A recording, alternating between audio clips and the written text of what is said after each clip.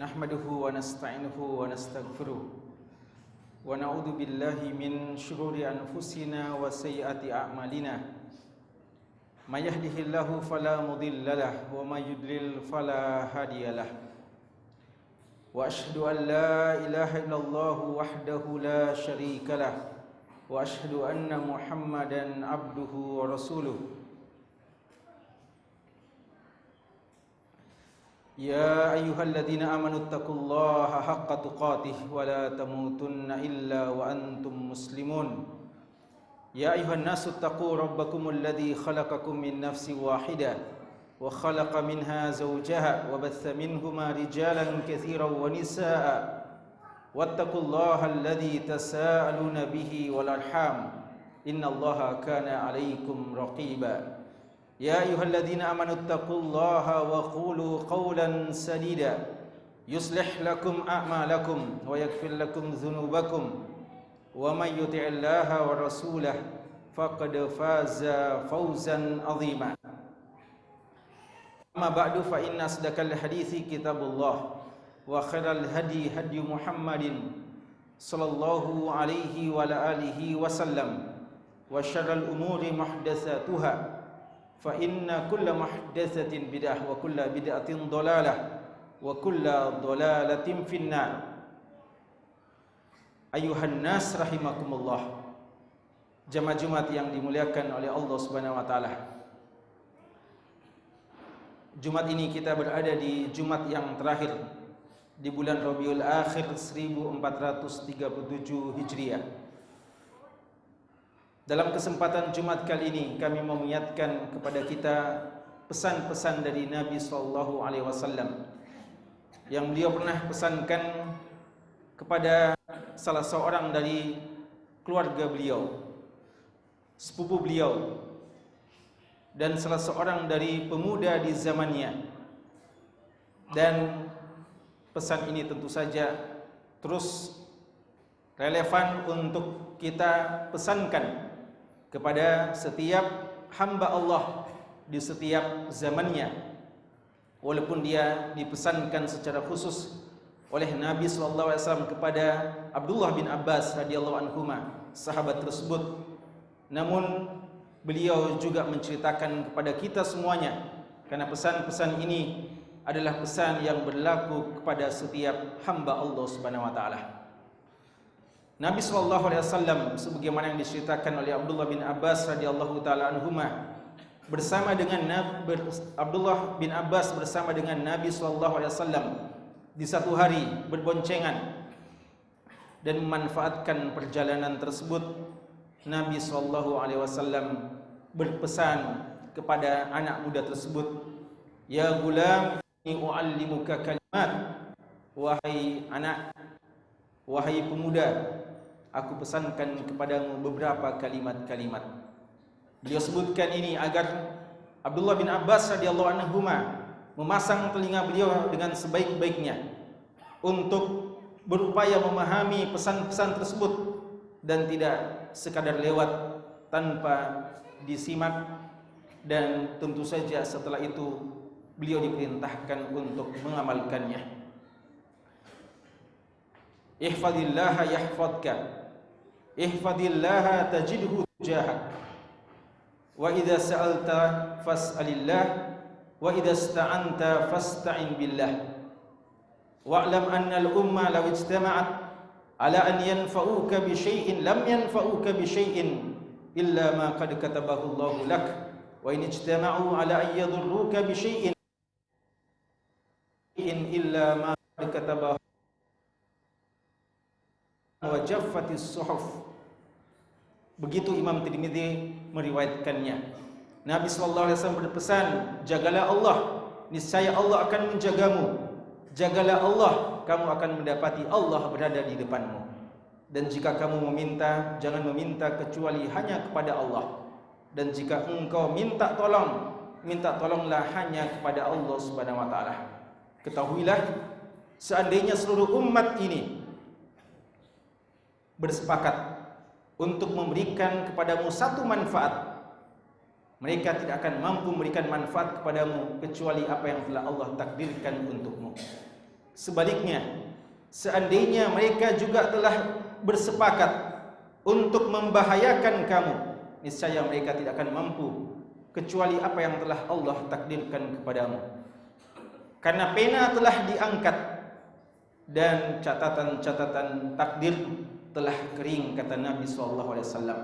Dalam riwayat Imam Ahmad disebutkan, ihfadillaha yahfadka, ihfadillaha tajidhu amamak, ta'arraf ila Allahi fil rakha, ya'rifka fil shiddah, wa'lam anna ma asabaka lam yakun liyukhti'ak, wa ma akhta'aka lam yakun liyusibak, wa anna an-nasr ma'as sabr, wa anna al-faraj ma'al karb, wa anna ma'al usri yusra.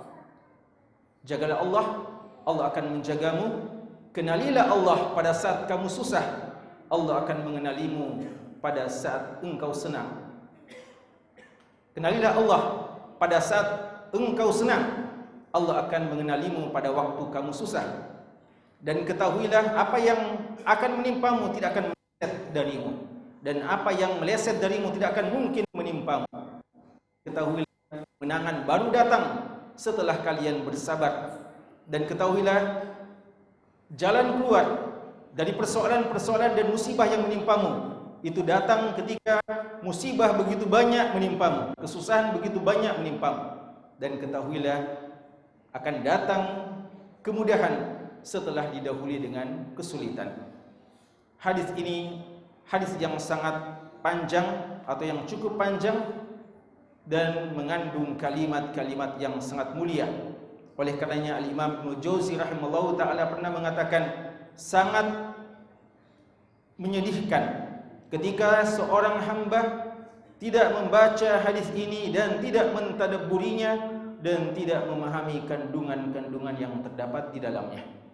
Dalam kesempatan khutbah yang singkat ini, kami hanya mau mengangkat penggalan yang pertama dari hadis ini, ihfadillaha yahfadka, ihfadillaha tajidhu tujahak au tajidhu amamak. Jagalah Allah, Allah akan juga menjagamu. Jagalah Allah, niscaya engkau mendapati Allah berada di depanmu. Jemaah sekalian, pertanyaannya, apakah seorang hamba berhak untuk menjaga Allah? Apakah Allah perlu dijaga oleh seorang hamba? Tentu saja yang dimaksudkan menjaga Allah bukan zat Allah yang perlu kita jaga.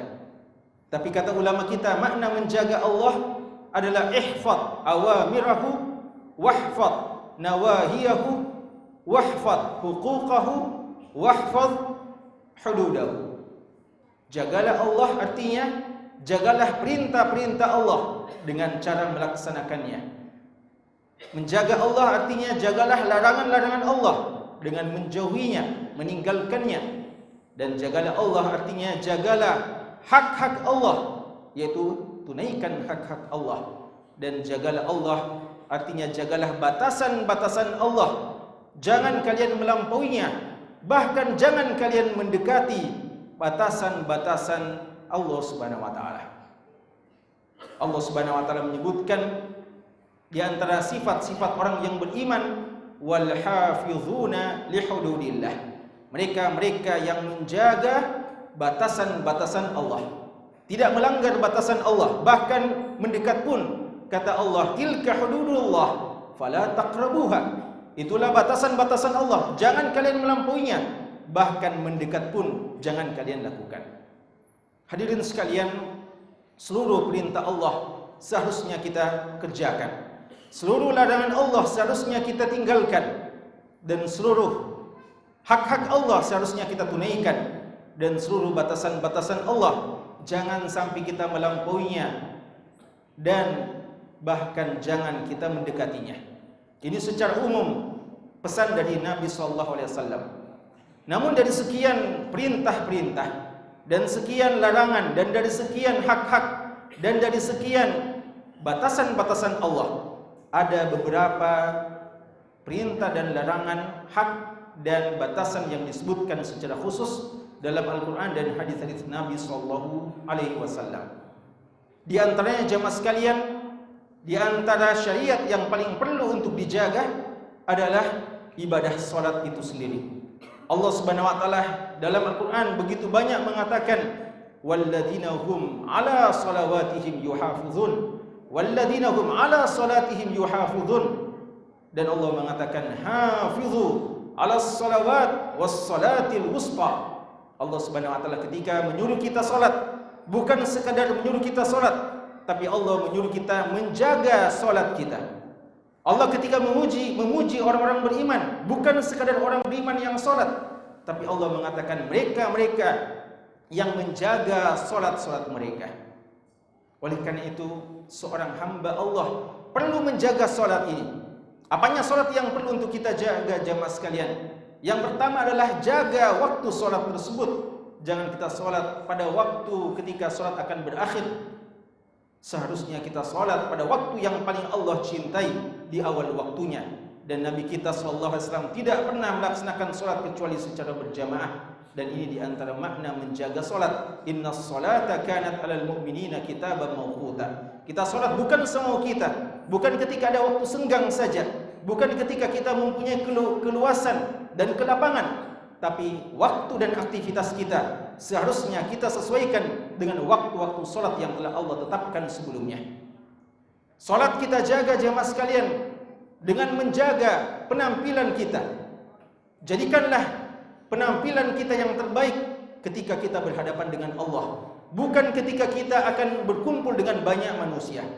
Jadikanlah penampilan kita yang terbaik ketika kita bersepi-sepian dengan Allah Subhanahu wa taala. Karena Nabi SAW mengatakan, "Innallaha ahaqqu an yutazayyan lahu." Sesungguhnya Allah adalah zat yang paling berhak kita berhias kepadanya. Berapa banyak manusia ketika berhadapan dengan manusia, ketika akan hadir dalam pertemuan-pertemuan banyak orang, kadang menghabiskan waktu untuk berpenampilan yang terbaik, namun ketika berhadapan dengan Allah, berpenampilan yang seadanya saja, tidak ada penghormatan kepada Allah. Ma qadarullaha haqqa qadrih. Mereka tidak mengagungkan Allah dengan sebenar-benarnya pengagungan. Kata Nabi SAW, "Innallaha ahaqqu an yustahya minhu." Allah adalah zat yang paling patut kalian malu terhadapnya. Jika kalian malu berpenampilan yang sederhana di hadapan manusia, seharusnya kalian lebih malu ketika berhadapan dengan Allah Subhanahu wa taala. Menjaga salat jamaah sekalian dengan menjaga khusyuan kita, ketundukan kita kepada Allah. Wa qumu lillahi qanitin. Ketika Allah mengatakan hafidhul shalawat was shalawatil wusta, Allah mengatakan setelahnya wa qumu lillahi qanitin. Dan berdirilah di hadapan Allah dengan penuh khusyuk. Menjaga salat jamaah sekalian adalah dengan menjaga tata cara salat tersebut sesuai dengan tata cara yang diajarkan oleh Nabi SAW. Sallu kama ra'aitumuni usolli. Salatlah sebagaimana cara aku salat, kata Nabi SAW. Hal yang perlu juga dijaga selain salat adalah wudu kita, bersuci kita. Kata Nabi SAW, la yuhafidhu alal wudu illa al-mu'min. Tidak ada yang menjaga wudunya kecuali orang yang beriman saja. Apa makna menjaga wudu? Yang pertama, dia selalu berupaya untuk selalu dalam keadaan suci. Kapan batal wudunya, dia berupaya untuk memperbaharui wudunya walaupun dia tidak akan sholat. Di antara makna wudu, menjaga wudu adalah ketika dia mau sholat, dia selalu berwudu walaupun wudunya tidak batal. Ini dua di antara makna menjaga wudu tersebut. Jemaah sekalian, di antara yang perlu dijaga adalah anggota tubuh kita ini. Jaga mata kita, jaga lisan kita, jaga kemaluan kita dan seterusnya. Karena setiap anggota tubuh kita akan ditanyakan di hari kiamat kelak.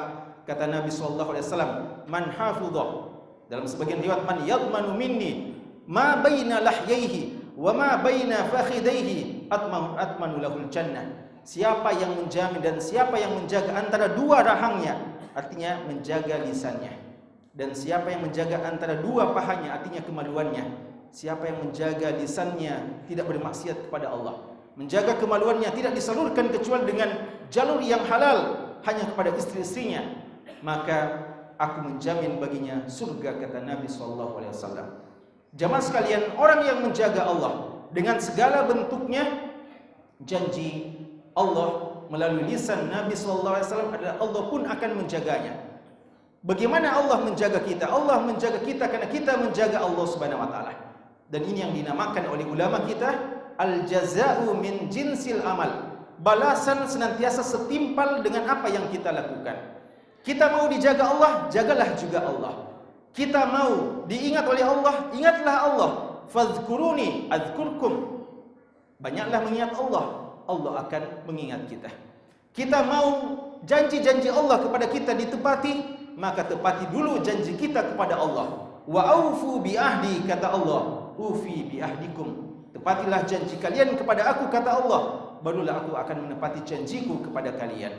Jika kita mau ditolong oleh Allah, hari ini kita senantiasa mengeluh, umat Islam jauh dari pertolongan Allah. Jangan salahkan Allah. Lihatlah setiap diri pribadi kita dan lihatlah umat secara kolektif. Apakah umat kita telah menolong Allah dengan sebenar-benarnya? Seandainya kita betul-betul menolong Allah, pasti Allah akan menolong kita. In tansurullaha yansurkum. Maka jemaah sekalian, balasan senantiasa sesuai dengan perbuatan kita. Jaga Allah, Allah akan menjaga kita. Bagaimana cara Allah menjaga kita? Allah akan menjaga kita dalam urusan dunia kita dan dalam urusan akhirat kita. Dalam urusan dunia jemaah sekalian, Allah akan menjaga kita, menjaga dari setiap mara bahaya. Lahu muaqibatun min baina yadayhi wa min khalfihi yahfazunahu min amrillah, kata Allah. Setiap mukmin ada malaikat-malaikat di depan dan di belakangnya yang senantiasa menjaga dia dari segala mara bahaya. Oleh karenanya, Safinah, salah seorang sahabat dari Nabi SAW, pernah terdampar di satu hutan belantara. Lalu banyak binatang-binatang buas. Lalu beliau begitu takutnya, dan akhirnya justru binatang buas dengan ramahnya mengantar beliau ke tempat untuk keluar dari hutan tersebut. Kata ulama kita, ini di antara bentuk penjagaan Allah kepada seorang hamba. Binatang-binatang buas pun akan tunduk dan patuh kepada hamba tersebut. Sebagian hamba-hamba Allah di zaman salaf, ketika mereka berdagang, begitu datang panggilan Allah, mereka meninggalkan segala macam perdagangan dan jual beli mereka. Kadang mereka lupa untuk menutup tokonya dan yang lainnya. Namun ketika mereka balik ke tempat aktivitas mereka, ke toko-toko mereka, harta mereka tidak berkurang sedikit pun. Kata ulama kita, karena mereka menjaga Allah, Allah pun akan menjaga harta-harta mereka. Sebagian salaf jamaah sekalian dalam umur ratusan tahun, fisik mereka begitu kuat, mata mereka belum rabun, badan mereka masih begitu kuatnya. Al-Muhib At-Tabari dalam usia ratusan tahun, beliau masih bisa lompat dari atas kapalnya. Ketika dia ditanya, apakah kamu mau membunuh diri kamu? Dia katakan tidak. Badan kami ini, jasad kami ini, anggota tubuh ini, waktu muda kami jaga, tidak bermaksiat kepada Allah. Maka di usia tua, Allah pun menjaganya dari kelemahan. Jamaah sekalian, di antara penjagaan Allah, Allah menjaga seseorang terhadap anak-anak keturunannya. Allah menyebutkan dalam surat Kahfi, dua anak yang dijaga harta benda yang diwariskan oleh bapaknya, bukan karena kebaikan dua anak tadi, tapi kebaikan bapaknya. Kata Allah Subhanahu wa taala, wa kana abuhuma sholiha. Harta bendanya dijaga oleh Allah karena bapaknya adalah orang soleh. Dengannya sebagian salaf mengatakan kepada anaknya, aku memperbanyak salat kepada Allah dengan harapan Allah juga menjaga kalian wahai anakku. Sebaliknya kata ulama kita, istri kita tidak mendengarkan arahan dan mungkin kendaraan-kendaraan kita bermasalah. Kata ulama kita, mungkin disebabkan waktu itu kita tidak menjaga Allah, maka anak-anak kita, keluarga istri kita dan kendaraan-kendaraan kita pun rewel dan tidak tunduk kepada kita. Karena seandainya kita tunduk kepada Allah, maka semua makhluk ini akan tunduk kepada Allah Subhanahu wa taala. Tunduk kepada Allah dan Allah akan menjaga kita dengan kendaraan-kendaraan dan makhluk-makhluk tersebut. Barakallahu li wa lakum fil Qur'anil azim wa nafa'ani bima fihi minal ayati wa dzikril hakim. Qultu ma sami'tum wa astaghfirullah li wa lakum wa lisairil mu'minin fastaghfiruhu innahu huwal ghafurur rahim.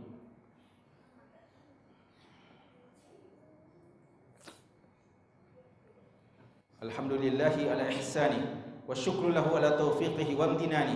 Asyhadu an la ilaha illallah ta'ziman li sya'ni wa asyhadu anna Muhammadan abduhu rasuluh adda ila ridwani sallallahu alaihi wa ala alihi wa sahbihi wa ikhwani. Hadirin sekalian, sebelum kita tutup khutbah kita ini, penyempurnaan dari apa yang telah kita sebutkan tadi. Di antara manfaat menjaga Allah adalah Allah menjaga kita dalam urusan-urusan agama kita. Dan ini yang terpenting, lebih penting daripada penjagaan Allah kepada kita dalam urusan-urusan keduniaan. Di mana siapa yang menjaga Allah, maka Allah akan menjaga agamanya, tidak akan pergi darinya. Hingga ketika dia berada di satu keadaan yang sulit, syubhat mendekatinya, syahwat pun menggodanya, maka Allah akan menjaga orang tersebut. Dan Allah Subhanahu wa taala telah mencontohkan kepada kita Nabi Yusuf alaihissalam, seorang yang selama ini menjaga Allah Subhanahu wa taala. Dan ketika dia diperhadapkan dalam keadaan yang sangat sulit, di hadapannya seorang wanita yang cantik jelita, seorang yang kaya raya, dan tidak ada yang bersama dia dalam kamar, dan dia adalah seorang pemuda yang perkasa, yang kuat, yang normal, dan tidak ada yang menghalangi dia untuk berbuat maksiat kecuali penjagaan Allah Subhanahu wa taala. Laula an ra'a burhana rabbih, seandainya beliau tidak melihat rambu-rambu dan peringatan dari Allah, tentu beliau pun ingin untuk melakukan kemaksiatan sebagaimana yang dilakukan oleh wanita tersebut. Dan ini yang paling kita butuhkan jamaah sekalian. Dalam keadaan-keadaan di zaman saat sekarang ini, begitu banyak syubhat dan syahwat, kadang kita membutuhkan pertolongan Allah.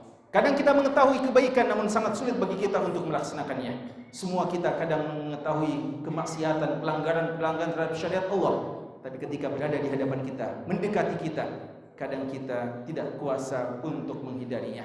Kita butuh pertolongan Allah, kita butuh penjagaan Allah. Maka untuk mendapatkan penjagaan Allah, mari kita senantiasa menjaga Allah Subhanahu wa taala. Hadirin sekalian, hadis ini masih begitu panjang dan masih begitu banyak kandungannya. Namun semoga apa yang telah kita sampaikan memberikan manfaat kepada kita, dan semoga Allah Subhanahu wa taala senantiasa menjaga kita, keluarga kita, dan umat kita di dunia, dan terlebih lagi untuk urusan agama kita yang bisa menyampaikan kita kepada kesenangan abadi di akhirat kelak. Akhirnya jemaah sekalian, mari kita tutup dengan banyak berharap kepada Allah. Semoga Allah Subhanahu wa taala senantiasa memperbaiki keadaan kita, dan banyak kita berdoa kepada Allah. Apatah lagi di hari ini ada satu waktu kapan seorang hamba berdoa pada waktu tersebut pasti Allah mengabulkan setiap doa yang dimintanya. Dan hari ini juga kita dianjurkan memperbanyak salam dan salawat kepada Nabi yang tercinta, Rasul kita Muhammad sallallahu alaihi wasallam. Allahumma salli ala Muhammad wa ala ali Muhammad kama sallaita ala Ibrahim wa ala ali Ibrahim, wa barik ala Muhammad wa ala ali Muhammad kama barakta ala Ibrahim wa ala ali Ibrahim innaka Hamidum Majid. Allahumma ighfir lil muslimina wal muslimat wal mu'minina wal mu'minat al ahya'i minhum wal amwat ya sami' qarib mujibud da'wat. Rabbana zalamna anfusana wa illam taghfir lana wa tarhamna lanakunanna minal khasirin. Rabbana la tuzigh qulubana ba'da idh hadaitana wa hab lana min ladunka rahmah innaka antal wahhab.